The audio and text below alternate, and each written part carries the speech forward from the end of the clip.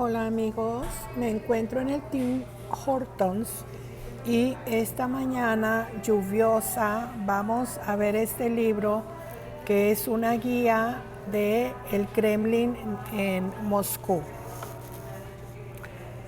Es un libro que se llama Aurora Art Publishers de Leningrad.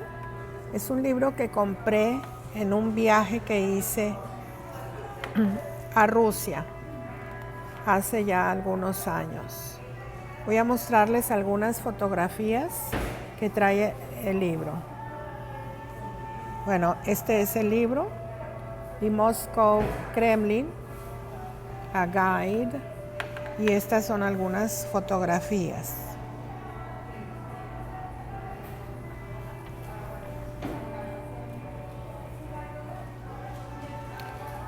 From the History of the Moscow Kremlin. Trae algunos mapas y trae muchas fotografías.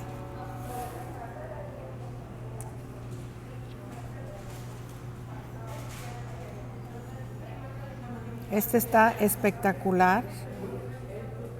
Este mapa en blanco y negro es un dibujo de el Kremlin.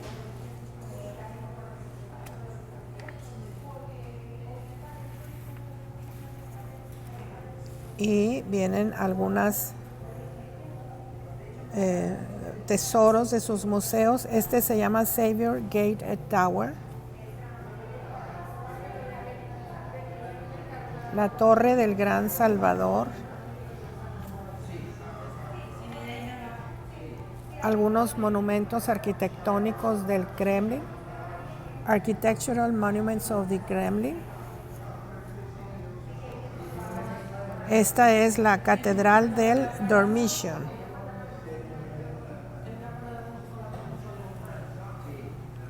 Este es hermosísimo. Esto es la Catedral de Dormition. Es la puerta real. Este es el interior de la Catedral de Dormition.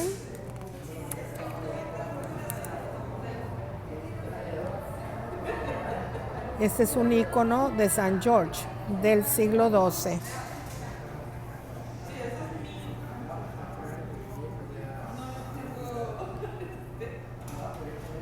Bueno, vamos a leer un poquito.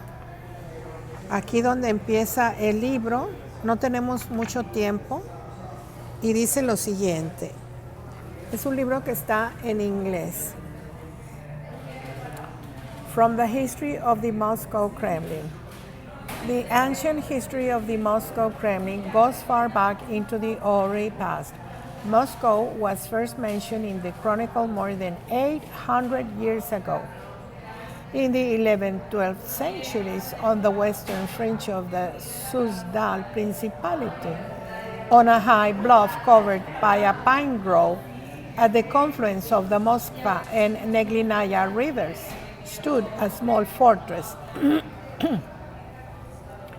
According to archaeological findings, the fortified settlement appeared there not later than the end of the 11th century. Recent excavations in the Kremlin showed that outside the walls of the small wooden fortress stood the buildings of the traders and artisans' quarters. The Borovitsky Pine Grove Hill preserved the remnants of buildings, traces of the castle's fortifications and pavements. In 1147, the Suzdal Prince Yuri, called Dolgoruki, long-armed, the youngest son of the Grand Prince of Kiev, Vladimir Monomakh, on his way back from a campaign against Novgorod, invited his ally,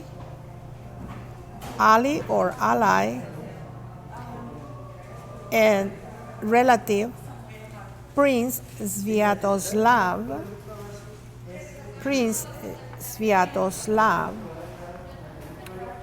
Olgovich of Novgorod-Seversk to a feast. Come to me, brother, to Moscow. Here in Moscow they held council, and Yuri treated his guest to what the chronicler described as a mighty repast. Thus, the year 1147, in which the chronicle referred to Moscow for the first time, has been traditionally accepted as the date of the city's foundation. Moscow's exceptionally advantageous position, geographical, military, and commercial, determined its historical importance in the life of the Russians. According to a Ver chronicler, the first wooden walls of the Moscow Kremlin, its territory at that time being much smaller than today, were built in 1156. To the inhabitants of numerous villages scattered around the Kremlin, the citadel served not only as an administrative and economic center, but also as a reliable shelter from enemy raids. In the 13th century, the people of Moscow suffered a terrible devastation when in 1238 the town was invaded, burned, and sacked by the orders of Batu Khan. Nothing but heaps of ashes remained on the site of the ancient town. And though Fotos sacked and burnt Moscow many times, the Russian people rebuilt and revived it again and again, fortified it, and expanded its boundaries. In the late 13th century, under Prince Daniil Alexandrovich, the son of Alexander Nevsky, Moscow became the center of a small appanage principality. As the political importance of the new principality increased, its capital also grew and expanded, and its first stone buildings were laid. The 14th century was a time of great building activity in the Moscow Kremlin. White stone cathedrals and new ducal palaces were erected. There appeared a palace and court of the Metropolitan, and the number of boyar household increased. Okay, we will continue after. Before, I want to recommend two great books on the history of Russia. One is called Peter the Great by M.S. Anderson. It's an English author, and there is a film, a documentary on Russia and the history of Russia, the founding of Moscow and Kiev, first of all, by Peter Willers of Syracuse University. Okay, I hope this is of your interest. Thank you for accompanying me. I'll see you the next time.